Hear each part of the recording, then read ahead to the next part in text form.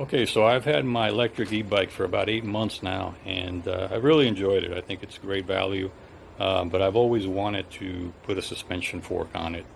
Uh, as long as you don't ride, if you ride on smooth roads all the time, you really don't need it, but sometimes I ride on some rough stuff, and I really wanted to get a suspension fork on it. So I saw a video by a gentleman called Robert Blazer, who did an upgrade on his bike, and he showed all the stuff that he bought online and how he did it. He did a pretty nice detailed information on it that he put online. I want to thank him for that. So I went ahead and ordered all the parts that he ordered. The only thing I couldn't find was the headset.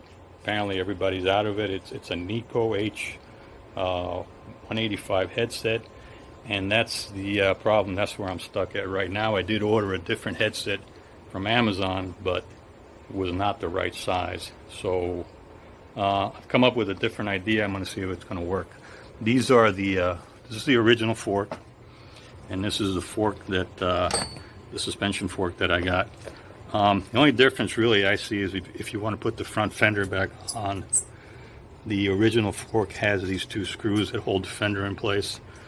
This one does not. It does have the center hole for the light and the top of the fender. But anyways, we're going from a threaded headset to a non-threaded headset. And my idea, which is what I'm going to do tomorrow, is take this to a machine shop, is why not get this tapped, okay, and use all the original equipment that I took off, the folding stem, which I would have to replace, the headset, which I don't have and I can't find. So hopefully, I'm going to take it to a machine shop tomorrow, because I don't have a tap that big. See if we can tap it. I already cut the fork to the same length as this. I believe it was 5 7/8. I'm going to take it to a machine shop tomorrow and see if they can tap it for me. And hopefully I can go back with all the original parts, and I can send the stuff that I got from Amazon. I can send that back.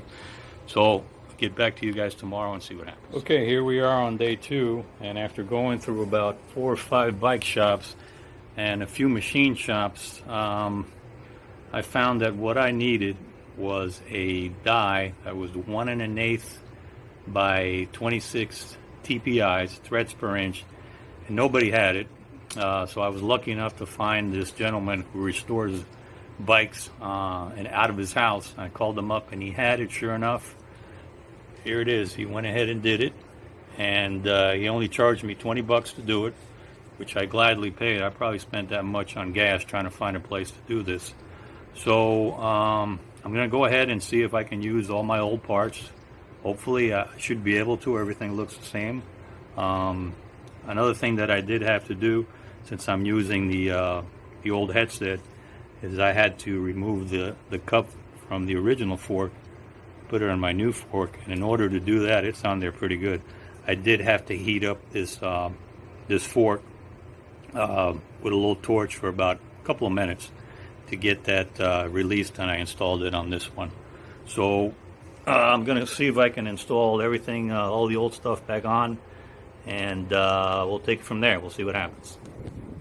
Okay, so here's the bike with the new fork installed. Luckily, I was able to reuse my old headset and my old the original folding stem, so I didn't have to buy that. Actually, I bought it. I'm returning it to Amazon. By threading the new fork, I was able to reuse the old parts.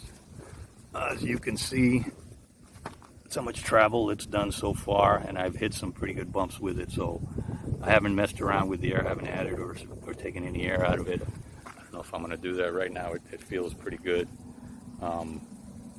Riding on this road with the original shock or the original fork was no fun. You'd have to go real slow, and with this thing I can really pick up some speed, and it really smooths out the bumps. So for me, for my style of riding, it's made a big difference.